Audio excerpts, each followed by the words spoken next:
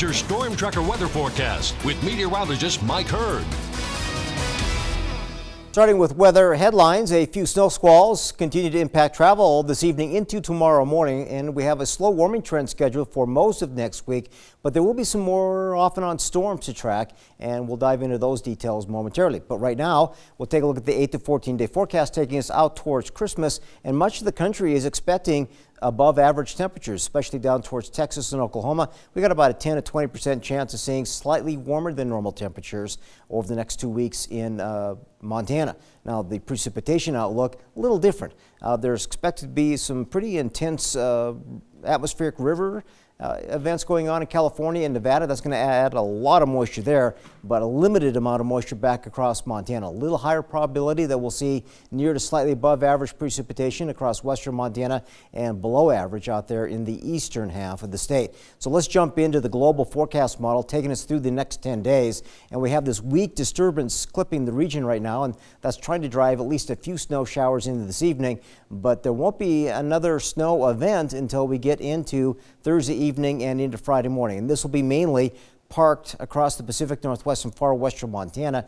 This will have a higher probability of snow for mountains and passes versus the valley floor. That quickly gives way to a weak disturbance that could clip Montana by Monday the 23rd. So we got a couple of storms. They're not expected to be excessively strong, but milder than normal temperatures, and again a little bit of precipitation. One shortwave onshore right now and a much larger storm system lurking out here in the eastern Pacific, and it's going to have a much bigger impact on states south of Montana as we get into early next week. Just a few snow squalls ripping through the region, and these snow squalls will bring at least a little bit of off and on snow tonight into tomorrow morning. Not so much throughout the day on Sunday, but if you're traveling, watch out for some of these bands, because there could be some brief moderate snow, and it's going to add to some icing on some area roadways. Butte right now sitting at 23 degrees, mostly cloudy skies, maxed out at 28 today. That was about par. 26 currently in Bozeman, and again you can see some light snow lingering over the valley floor. 30 was the high today, and 10 degrees the overnight low out at the airport. Currently in the teens and 20s across our area, slightly colder as you work your way up towards the north and east.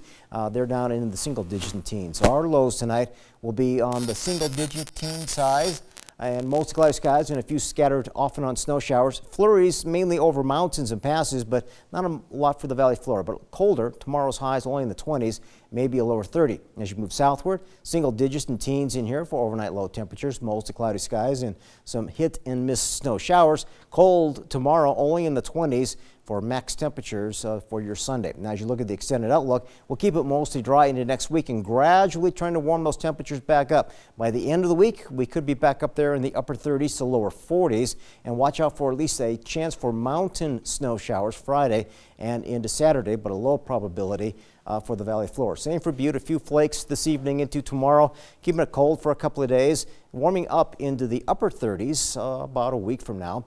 Dillon, mostly dry, starting off the 20s tomorrow, upper 30s by Saturday, single digits and teens at night. And West Yellowstone will give you some cold but dry weather for the next 2 or 3 days. Could even fall below zero for a couple of evenings, but increasing snow possible by Thursday and Friday of next week. All right, thank you, Mike. Cold or otherwise, we had some big games over this last weekend. We'll turn things over to Nick Petrotroni to see what's up ahead. Yeah, it was cold in Utah for the Grizz game and in Bozeman for the Cats. We got recap packages of both FCS quarterfinal games coming up next.